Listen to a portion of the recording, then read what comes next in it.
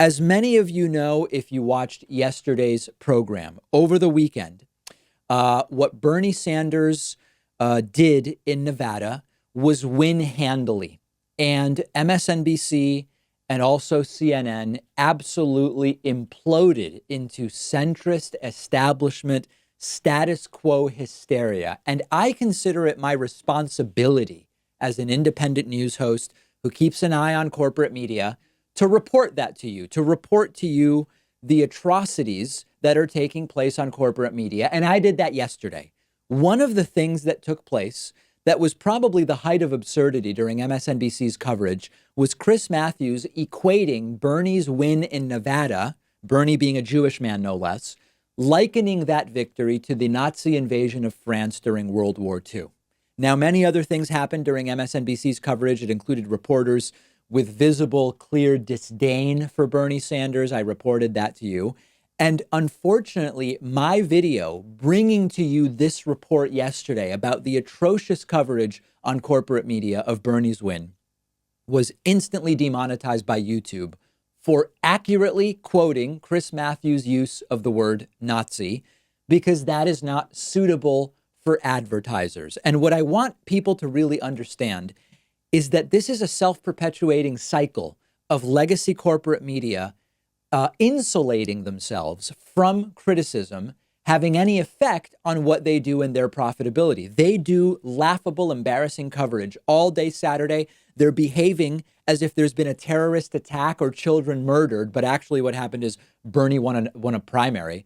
And then I cover that for you, and we lose out on income for the day, income that we use to pay salaries and health insurance and connectivity and bandwidth and studio rent and all of that stuff. There is a structural and systemic disincentive for me to cover the absurdity that is taking place within establishment corporate media every day. With every delegate that Bernie achieves, the hysteria on corporate media rises to the point where Chris Matthews is saying this is like when Nazis took over France. He's since sort of apologized for that. Different opinions about the sort of honesty of that apology. This is self-perpetuating. The centers of power are reinforced by channels like MSNBC and others.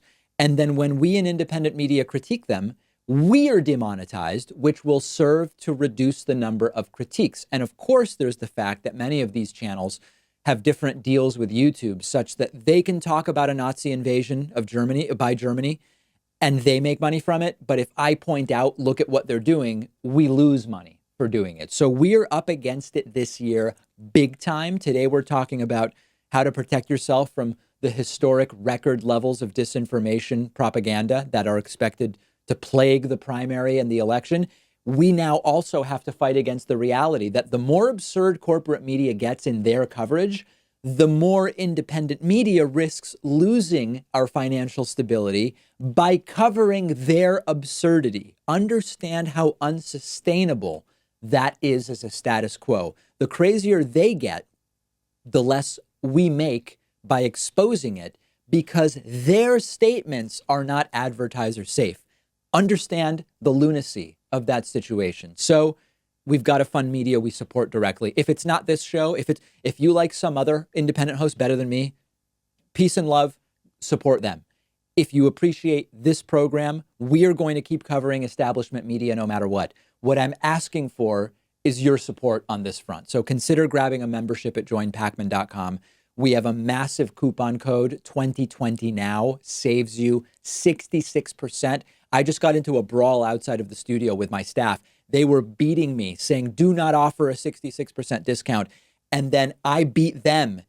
Somehow we're all physically unscathed. But in any case, it's a huge discount. 2020 now will save you 66% off of a membership at joinpakman.com.